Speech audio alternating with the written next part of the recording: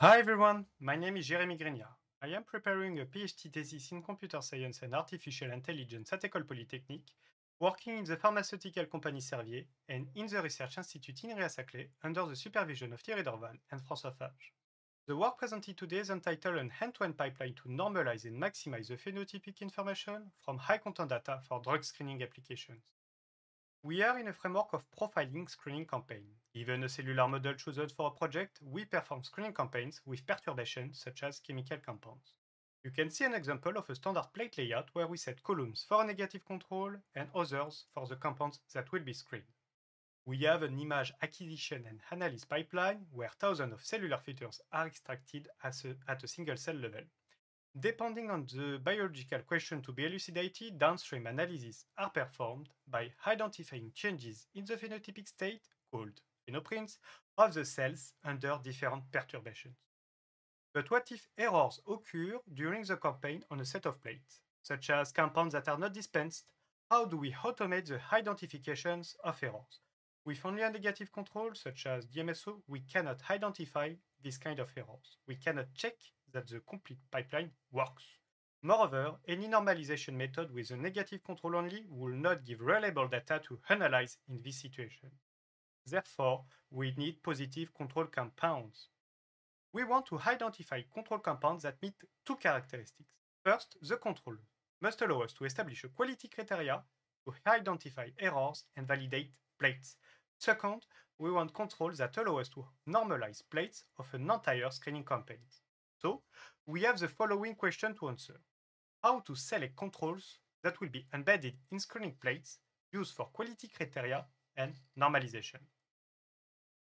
To answer this question, we are building an end-to-end pipeline.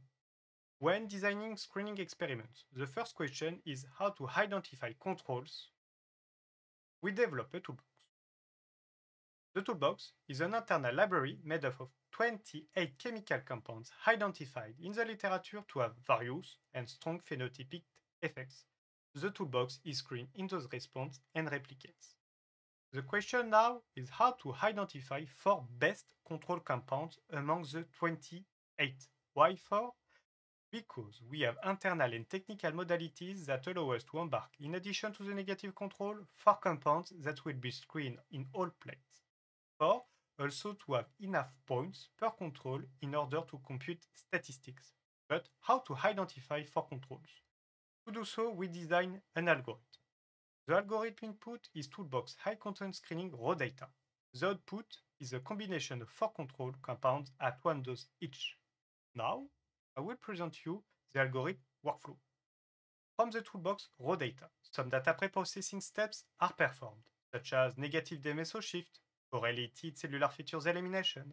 Then, a score is computed for each compound and each cellular features based on a normalized computed area under the curve. We develop different methods to find 4 compounds among the 28. One of the methods is the recursive features elimination of best compounds and their corresponding descriptors. First, we find the compounds that have the best score for the maximum number of descriptors. Then, the compound and its corresponding descriptors are eliminated. The method iterates until 4 compounds are selected. Now, we have identified 4 controls and globally, the compounds selected by the algorithm maximize the phenotypic information. They induce strong phenotypes, very distinct from the negative control and very different from each other.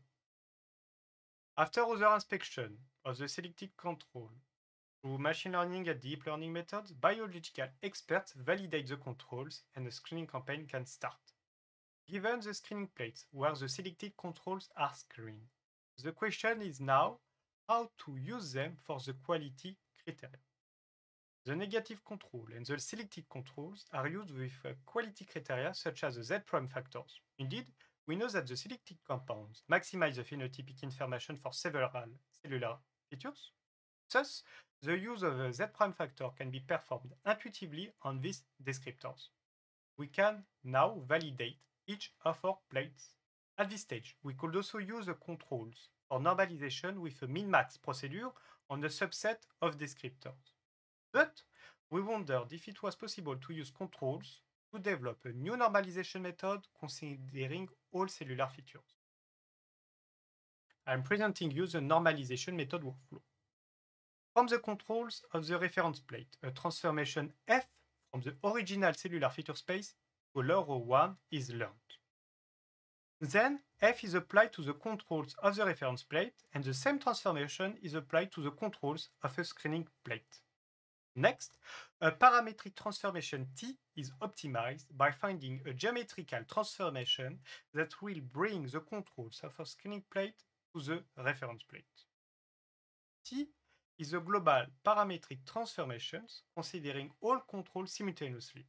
T is first applied only to the controls to check its performance. Then, T is applied to all the data of the screening plate in this two-dimensional space before going back to the original high-dimensional space, which is now normalized. The results are very promising. Let's take two examples. Here, the distributions of the descriptor nucleus roundness from all plates of a screening campaign for the first control before and after the normalization. We observe on the right the distributions of a cellular descriptor linked to the texture of a marker for the second selected control before and after the normalization. Features distribution between plates of controls are more comparable after the normalization method. To conclude, to fully benefit from the capabilities of high-content screening, it's critical to automate the selection of suitable controls to normalize high-content screening data, allowing reliable downstream analysis, and to maximize the phenotypic information, enabling the analysis of known and yet unknown phenoprints. The pipeline is tested and validated on two internal projects. The positive control selection automation is achievable and explainable. The normalization step is efficient. Overall, the developed pipeline is supporting our early phases drug research. Thank you for your virtual attention. Thanks to the organizers. I would like also to thank my colleagues and supervisors. Feel free to ask any questions or contact me by email for further discussions. Thank you.